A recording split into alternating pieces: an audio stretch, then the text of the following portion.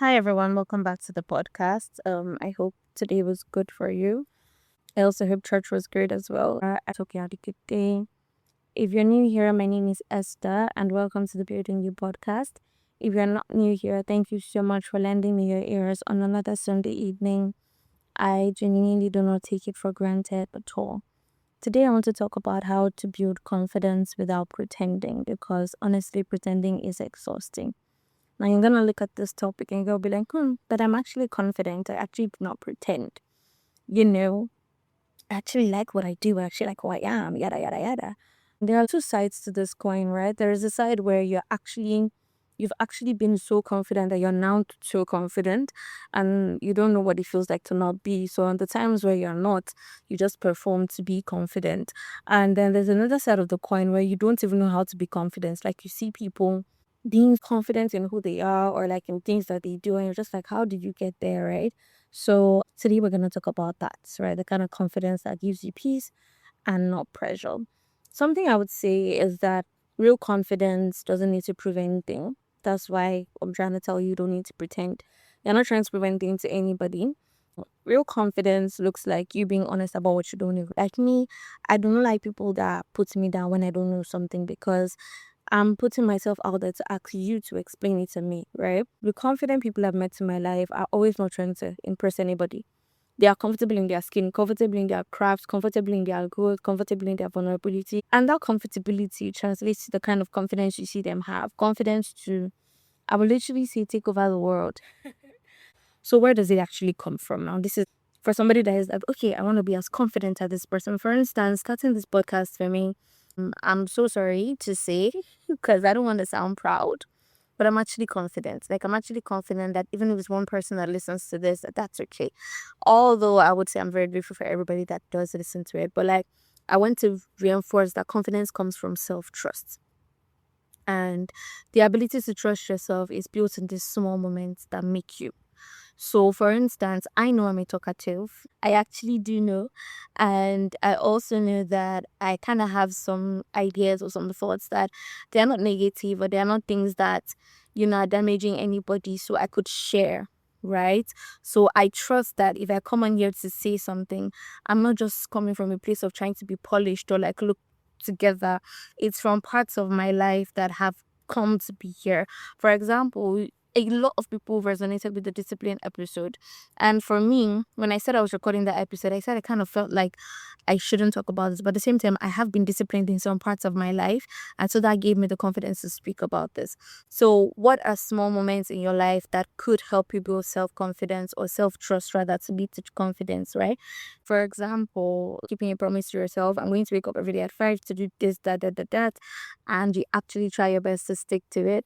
It is, for example, you trying something even though you're scared. Like I have a friend of mine who has been dying to start a YouTube channel, but she's been like, I don't know what to post. I don't know how the post is gonna be. But then she sends me the, channel links to subscribe, and I was just like, let's get it, let's get it, let's get it. As my brother say, let's get the YouTube started. So you are teaching yourself something powerful every time you bet on yourself. And that is literally confidence. You're telling yourself, I can't do this, I can't handle it, and this is, what it is about. Another thing we don't talk about enough when it comes to confidence is that most times you don't need confidence to start something. You just need competence and consistency. For example, I am somebody who teaches virtual assistants a lot. So I always tell them that it's not enough to just learn. You must have practiced, because when I come up in an interview, I am able to tell somebody that I can do this because I have actually done it. Right? I'm not coming from a place of like, oh, I learned it, so it's so right. Like for instance, schooling in vet school, right? There were some things I didn't understand, some drug mechanisms, the pharmacokinetics and dynamics of everything. And it was until I got hands-on practice. For example, I worked with equine during that's horses. I worked with horses during my service year, and I promise you, somebody had told me that I was going to be my service year, I would laugh because I didn't even understand anything in equine class.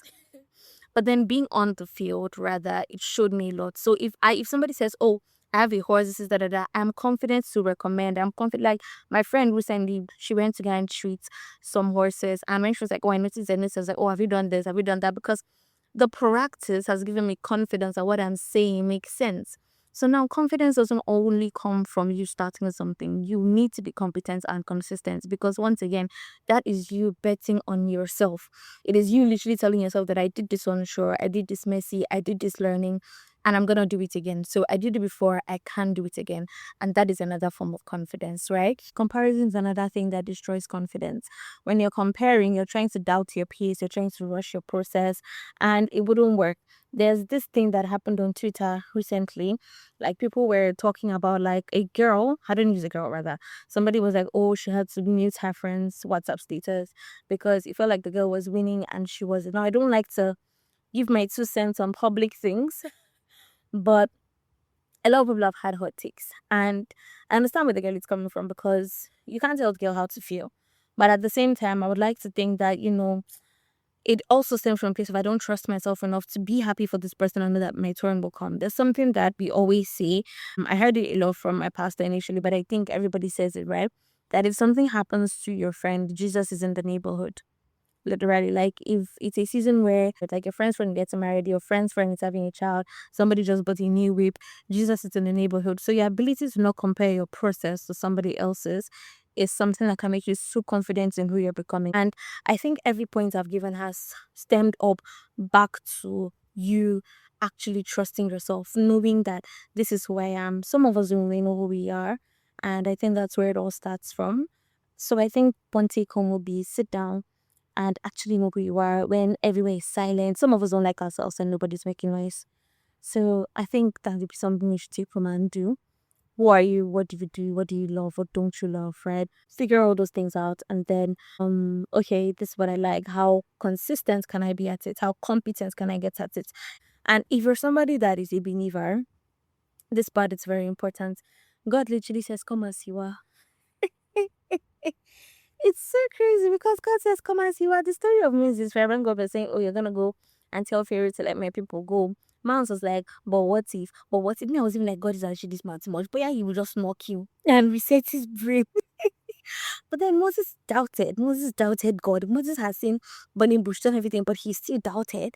So who are you to think that, oh, it's wrong for you to not feel confident? No, the problem is that, not a problem, but like, you should realize that there is a way to fix it. So come as you are. That's literally what God said. Come as you are. So you don't need to feel less of yourself. So instead of asking, how can I look confident? Do I not just fake it till I make it? Ask yourself, what am I currently doing? Where am I? What do I like to do? Just ask yourself a lot of self introspective questions, because most times confidence is not just about how you appear or how you're looking. Because I can speak boldly in a setting, but inside I cower, right? So because confidence is not appearance, it is about alignment. You can see people so good at what they do, they can talk about it from their sleep. That is a confidence that has come from a place of training, a place of, preparation and all of that. And Pastor would always say, Kairos is preparation meeting opportunity. So you had prepared long enough to start running, and then somebody comes and like, oh, we have an Olympic, yada, yada, yada. You don't now start to prepare in the process. You've already prepared before it happened. So that's actually how you build confidence without pretending. I'll end with this, and I'll say it again. You don't need to pretend to be confident. You just need to trust that who you are, who you're becoming is enough to show up. And I really hope that this helps you going into this week. Thank you for listening. Bye.